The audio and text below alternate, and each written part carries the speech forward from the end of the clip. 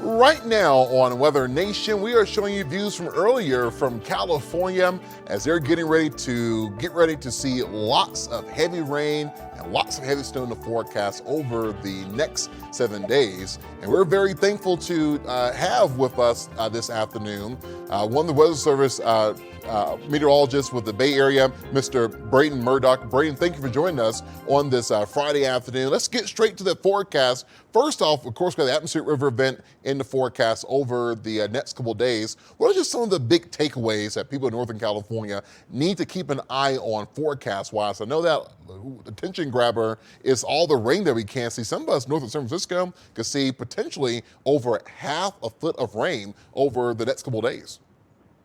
Yeah, and then some of the higher mountain elevations could even get closer to 10 inches by the time this is all said and done.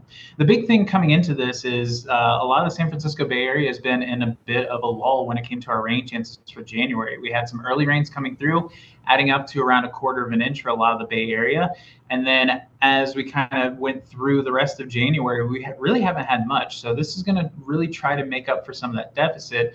And a lot of people haven't been used to the rain coming through our area over the last few weeks. So this is going to be kind of back to the wet season. So we might see some people slipping on the roads because a lot of oil and dust has started to add up. And this is going to be a good amount of rain, but luckily it is going to be a lot of rain over a lot of time. So our rainfall rates aren't looking as tricky as some of the previous atmospheric rivers we've had earlier this season.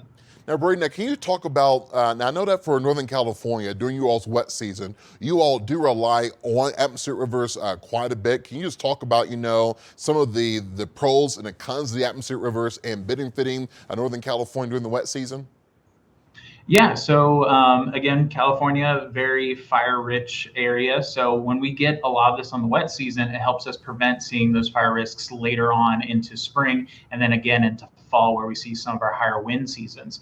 So for Northern California, atmospheric rivers help us kind of get that initial soil moisture in at the beginning and at the end of the year. So the areas in between, we kind of still have some good green foliage out there and prevent some of those fire fuels.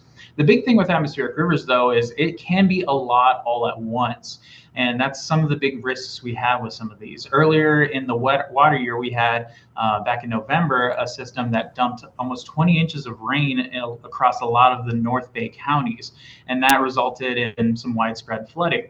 But for this one's going to have a bit of a spread to it. It's going to focus on the North Bay early tomorrow morning and then kind of spread across the Bay Area and go down to the Central Coast during the day and then lose a little bit of its moisture tap. So we're also not setting up for too high of a rain rate. So widespread rain, fairly evened out rain rates. And then this system kind of loses some of its strength, but then regains it going into Monday and Tuesday, where we could see some additional rains. But luckily, a lot of these rainfall rates aren't looking terribly concerning. It's going to be more of a marathon event than a sprint. So we do wind up seeing plenty of rain over the next week. But a lot of it's going to be fairly easy to manage as we kind of go through it. So yeah, 7 to 8 inches in the North Bay over 8 days. That's going to be kind of reasonable. So our flood threats aren't going to be as high as some of our more aggressive events. Now, speaking about aggressive events, now I know that we have seen atmospheric river events in the past, but can you just talk about how this event's going to be a lot different compared to years in the past when you had a little bit more of a stronger atmospheric river event impact areas across Northern California? Well, as we watch this one develop, it's kind of got a weird development to it, where we have the typical atmospheric river setup, where we have a low pressure bringing a cold front from the north. And this one, though, it winds up almost going horizontal. And when we get horizontal atmospheric rivers, for one, it makes it kind of complicated where we have to keep an eye on cities flooding because Oakland and San Francisco are going to get hit almost exactly at the same time as this one. But it kind of takes out some of the wind element of it. So we are going to be setting up for some breezy conditions as this passes through. But some of our strongest atmospheric rivers are the kind that come from the southeast to the northwest, where you kind of have this slash going across the Bay Area. That can provide a lot of strong southwesterly winds, and that can cause a lot of damage even before the rain starts. With this one coming almost directly from the north and having that west to east orientation, it makes it a little bit harder for us to see those stronger winds. So that's going to be a big factor in us not having too many hazards as this comes through.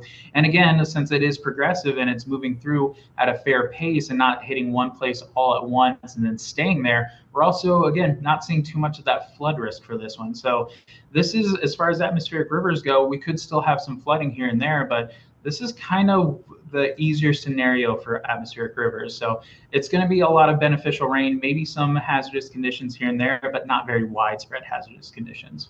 Now, although, yes, we will see maybe some flooding here that it just depends on those rainfall rates, do you think, at least in this part of California, that we could potentially be looking at maybe some debris flows and mudslides? Do you think that could maybe be a possibility with this event?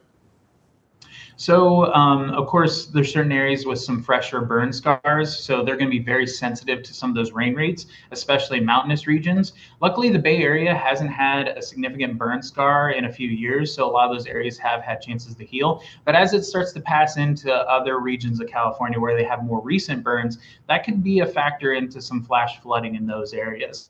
And the fact that this is going to be a prolonged event, some of those urban areas that don't have good drainage, well, they're not going to get enough of a break to actually drain some of that rain. So it could lead to some long-term flooding for some urban areas as well, where the drain, it needs a break in between the rains to actually have things drain out. So that's our biggest concern for the Bay Area itself. Our friends in the Sacramento area, they're kind of looking at some more burn scar and some smaller stream and rivers to cause them some issues. And then, of course, when it finally gets to Sierra Nevada, they're looking at some conditions as well.